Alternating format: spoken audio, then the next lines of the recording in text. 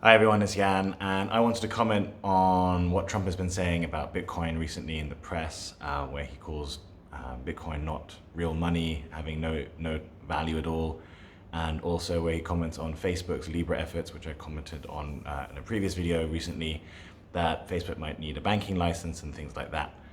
So what I want to do actually is I'm going to start first by talking about the Bitcoin thing because I think it really is a very polarizing thing. And actually I want to take a very different perspective, which is to talk about power. Basically, Trump is the epitome of old white male Western power, right? The archetype of the privileged white man. And so when he speaks, he represents a worldview of a certain kind of people, and what I think his concept represents is the way in which they think the world exists. So for him, Bitcoin is bad because it threatens his power base, right? He asserted then, and after his Bitcoin statement, that the US dollar is the most important currency in the world. And that's definitely still true. I think few people would argue with that. But the question is, how long will that remain? And I think what we're starting to see more and more, and I'm surely not the only one who sees this, is that the old white male power base is shifting, and it's a multipolar world now. And so when we say things like Bitcoin has no inherent value, we have to differentiate two things here, which is one, Bitcoin itself, and then the underlying blockchain technology, which actually powers Bitcoin. Now, Bitcoin is saying that, Bitcoin has no value. People love to talk about the tulip bubble of the Netherlands and things like that. And I think it's important to sort of, connect this to the technology idea I just mentioned, which is like, for me, which is like this, right? Bitcoin is like tulips, right? Tulips go up, tulips go down, but plants are the real technology, right? It's really about plants. And so plants are a very successful way of creating life on planet Earth. And so in a similar way, I think the blockchain technology will be a very successful way of creating value on planet Earth. And we're really only at the beginning, the tiniest of beginnings of this radically new way of sharing information and storing and capturing value. So when Trump says that Bitcoin has no inherent value, he really is at risk of confusing the two things, Bitcoin and the blockchain technology. And I think that the real power of what Bitcoin represents is in the blockchain technology itself. Now, I'm not going to talk about blockchain too much in this video, but I first want to highlight those two things. Secondly, let's talk about Bitcoin having no inherent value. I mean, sure, that's true, but what does have inherent value, right? The US dollar? No, it doesn't. The US dollar is basically an IOU issued by the Federal Reserve and backed up by the US government. Now, that's obviously a very credible institution, but that's just basically a bunch of people saying it's worth something because I say so, right? It's essentially, that's how money works. The US dollar is not backed by the gold standard. It's not backed by large amounts of gold. The United States does have large amounts of gold as part of its reserves, but the dollar is not powered by gold. It's basically powered by international currency markets and currency traders who try to determine what they believe is the fair value of the US dollar. So when Trump and people like him say that Bitcoin has no inherent value, that's correct, but all they're really drawing attention to is the fact that no currency has inherent value. And so then we come back to this idea of power again, that currency really is about power and asserting control around the world, because if you have the money and your money is the one that matters, then you rule the game, right? We all learn that playing Monopoly. So what this really represents in terms of saying that Bitcoin has no value is, in my opinion, an attempt from the old guard, the old powers of the world, to discredit the new forms of power, the new forms of currency, things like Bitcoin, because they can't control it, they can't direct it, and therefore it threatens their power base. And so this is something that I think is a much more important conversation than just simply, is Bitcoin a legitimate currency or not? It's really unseating the fundamental power structures of the earth. The most powerful people in the world are threatened by technologies like Bitcoin and blockchain, and it's extremely disruptive. And that is why many of them feel uneasy about it. On the other hand, you have the new generation, or people who embrace the new ways of thinking. It's not necessarily an age difference, right? It's more a mindset, who want to challenge the old ways of thinking, who feel that they're left out by it. And this is a very important point. The old power structures are not very inclusive at all, right?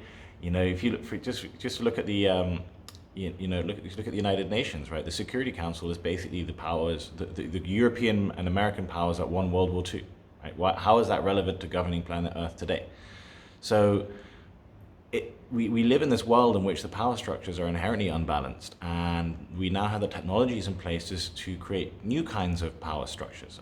I wouldn't say rebalancing in the sense of finding an ideal, but the possibility of rebalancing exists, and it's actually really very much in play right now already, which is what is causing the world to change so much. So really, a couple of things just to recap what I've been saying. Bitcoin is something that can go up and down. You can invest in it. I have invested it. I invest in it. I think it's an interesting thing to consider. But what's more important is the underlying blockchain technology. And so writing off Bitcoin is a bit like, as I said earlier, writing off plants because you think that the tulip mania was too excessive, right? It's going far too far and misunderstanding the value that lies in the technology.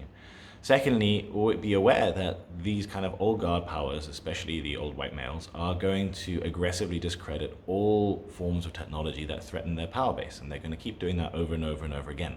And so that's why Trump is never going to turn around and say, you know what, Bitcoin is a great idea, because it would fundamentally threaten everything he knows in his world. So just be aware of that. Be aware that everyone has an agenda. Everyone is selling information. I have an agenda, I guess, in this. And what's my agenda? My agenda is I want to share information, I guess. I think that's what I find interesting. And what I find interesting is presenting perspectives on things and helping ourselves to create a richer worldview. I think circle is a truth, and truth is a circle. So what that means is it's not just about one perspective. It's constructing a unified perspective on things, and that creates a richer, more complex understanding. Final point around Facebook. Facebook already has a banking license. Plot twist. In Ireland, actually. So Facebook has been planning for this for a very long time. Facebook is going to be one of the most important financial institutions on planet Earth, right? They have 2 billion people log into Facebook every single month. Facebook is more important in this world than most governments. It is an entirely new form of organization. I wouldn't even say it's a corporation. And the old powers just still don't really understand that yet. Think about what Facebook owns. Facebook owns WhatsApp. Facebook owns Instagram. Facebook owns Facebook itself, right? It's a massive, massive, massive thing, and it's obvious that they're going to start moving into payments, right? In India, you can already send payments through WhatsApp, and it's only going to spread. Speaking of India, final point I want to touch on this kind of theme is that, you know what? Let's go. Let's just imagine that Trump is right about everything that he says, and that's cool. So what? Trump essentially represents, in a very, very, very simplified sense, the white West, right? The Western world. Maybe it's not fair to call it the white West. Maybe just the Western world, right? There's lots of diversity there.